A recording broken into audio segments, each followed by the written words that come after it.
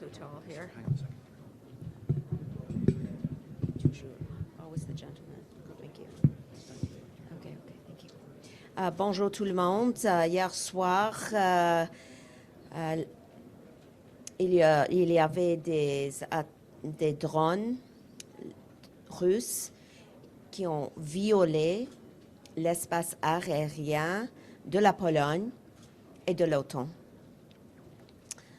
On va chercher le paix là, et c'est nécessaire pour la Russie et aussi pour tout le monde. Mais c'est inacceptable, c'est injustifiable aussi d'avoir les attaques drones comme ça. Je suis en contact avec mon homologue de la Pologne, le ministre Sikorski, et c'est clair que la Pologne a invoqué l'article 4 de l'OTAN, et ça veut dire qu'il y aura une consultation formelle avec tous les alliés de l'OTAN. Maintenant, nous sommes là, nous appuyons la Pologne et bien sûr tous les alliés de l'OTAN et aussi l'Ukraine. Et c'est nécessaire de chercher la paix, et ça veut dire que le Poutine doit arrêter avec ces attaques drones comme ça et les attaques contre l'Ukraine. Last night, Russian drones violated Polish airspace and, of course, NATO's airspace. And this underlines, again, the necessity for peace and for Putin to stop his unjustifiable and illegal war. I've been in contact with Minister Sikorski, the Polish Minister of Foreign Affairs, and the Deputy Prime Minister. And I understand that Poland will be invoking Article 4, which is essentially a formal consultation process with all NATO allies. In the meantime, I want to stress that Canada stands firmly with Poland, with our NATO allies, and of course with Ukraine in the short and the long term. And at the foremost of our commentary is the necessity for Russia to stop its illegal and unjustifiable war. Merci beaucoup. Good morning, folks. The situation is, of course, a serious one. The Prime Minister has been actively participating and leading, in some cases, in the discussions of the coalition of the willing, the conglomeration of countries that have come together to anticipate this kind of activity. Just yesterday, I spoke with and met with 42 partner countries from inside NATO and outside NATO to examine what is actually happening on the ground in Ukraine, the extent, the proliferation of the use of drones by the Russian armed forces, the viciousness with which they're being dispatched, the damage they're doing now in the capital of Kyiv. Obviously, this indicates that Canada's anticipation of this was, I think, helpful. The Department of National Defence, the Canadian Armed Forces are working on this together now. We are, of course, cooperating domestically. We're cooperating with our NATO allies, and of course we'll have to monitor the situation and get more information as it goes along. But it is something that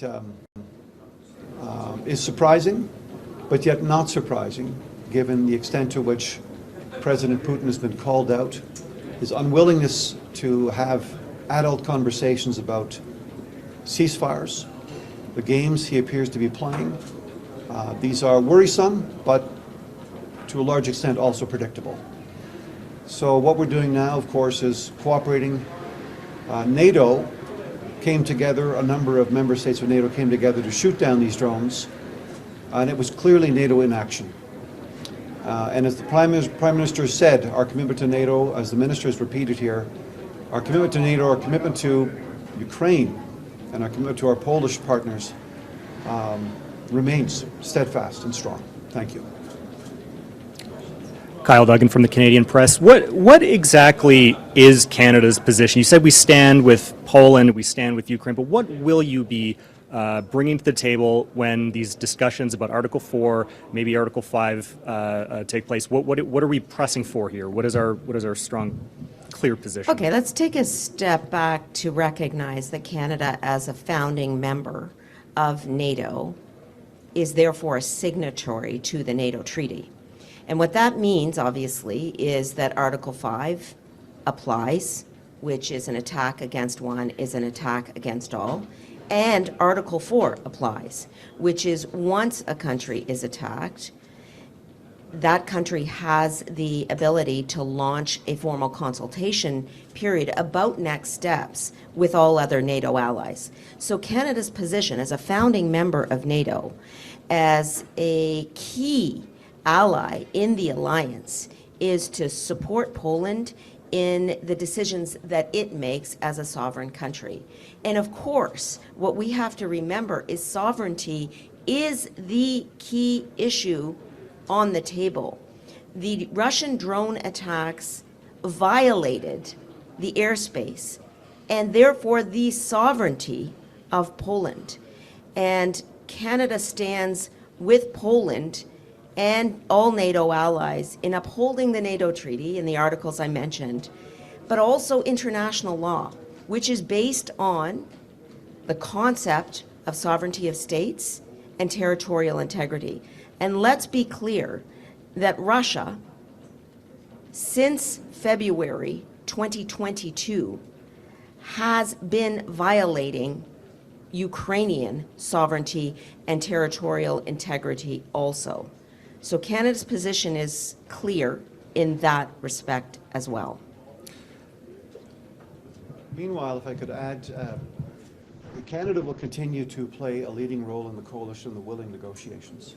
The Prime Minister is taking a more and more active and prominent role in that regard.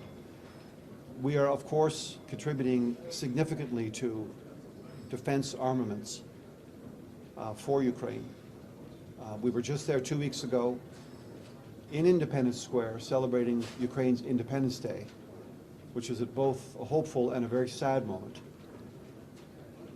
But we also announced $2 billion of military support. Just last week, we shipped another 6 vehicles. We will ship another 54 armored vehicles there by December 31st. We purchased a $500 million package of weapons that were chosen by the Ukrainian authorities. So we will, of course, pursue the discussions at NATO, but we're not going to take our foot off the accelerator when it comes to providing the support, the training, the leadership, and the weapons that Ukraine needs to prosecute this war.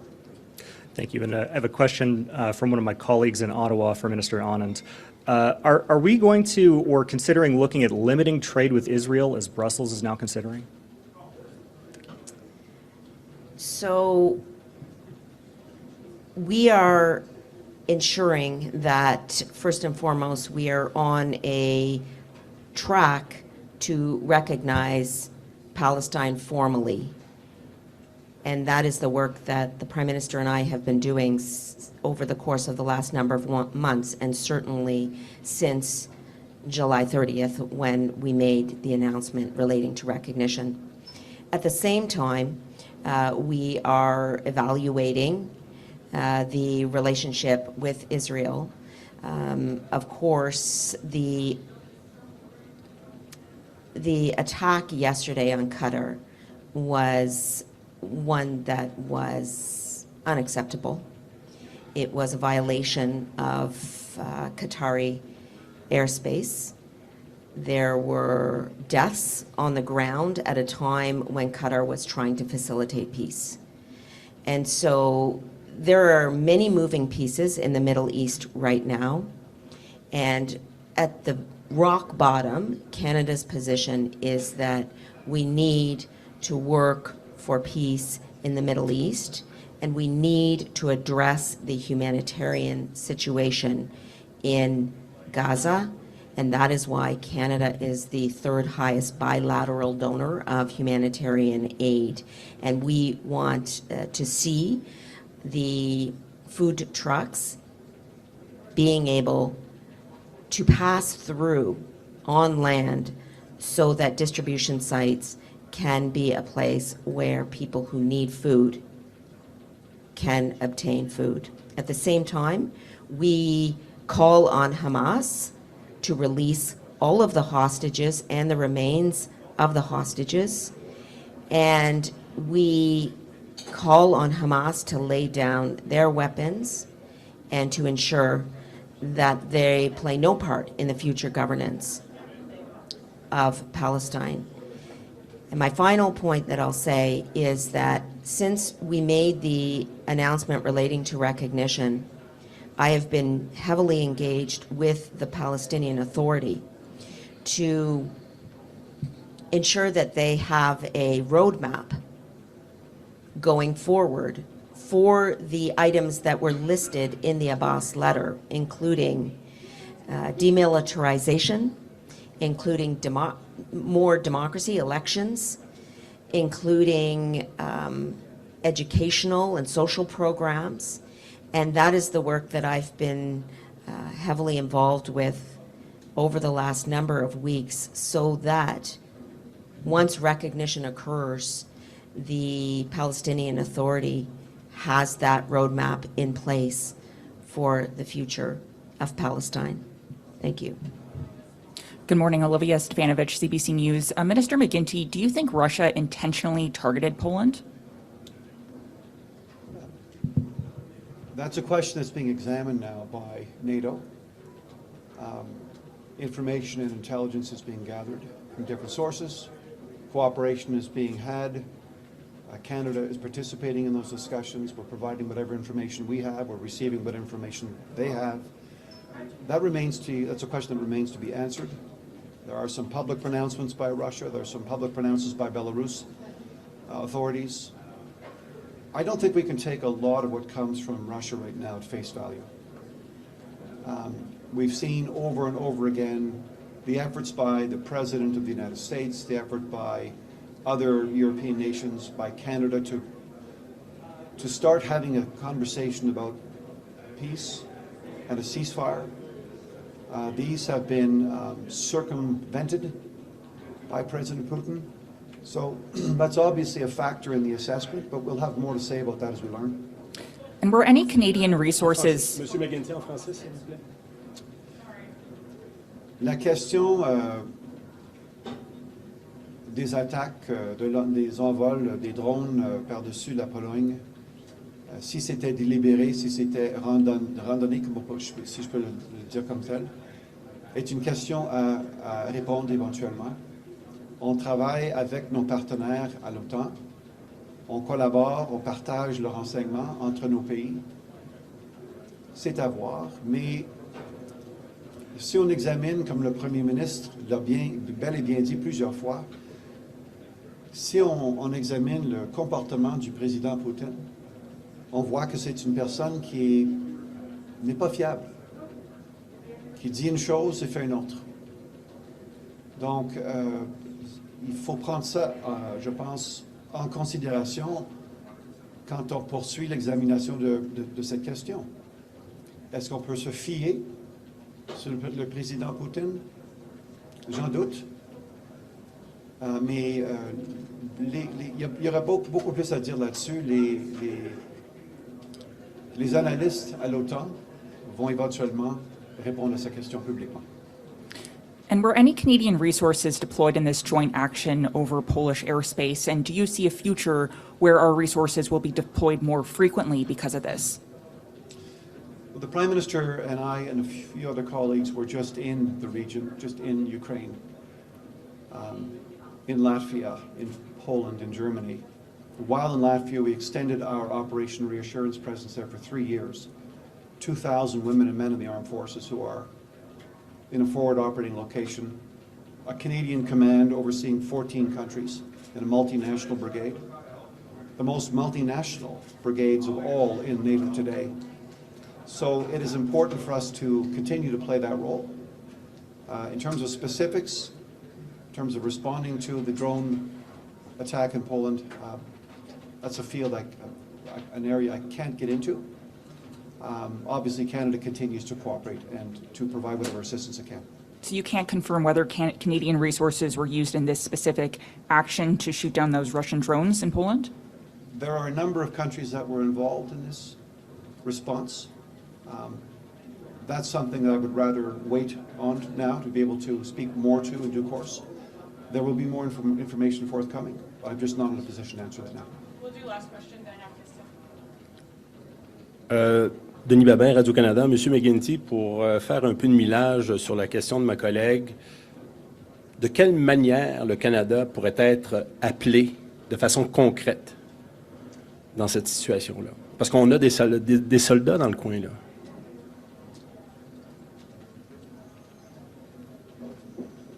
Il y a plusieurs options, évidemment, pour le Canada. La question du déploiement de soldats en est une option. Le partage de renseignements en est une autre. Le Canada, évidemment, est très bien placé dans ce domaine, globalement. La question d'équipement, de fabrication et de partage de drones, par exemple, en est une autre.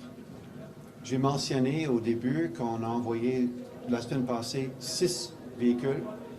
54 d'autres vont être envoyés d'ici le 31 décembre.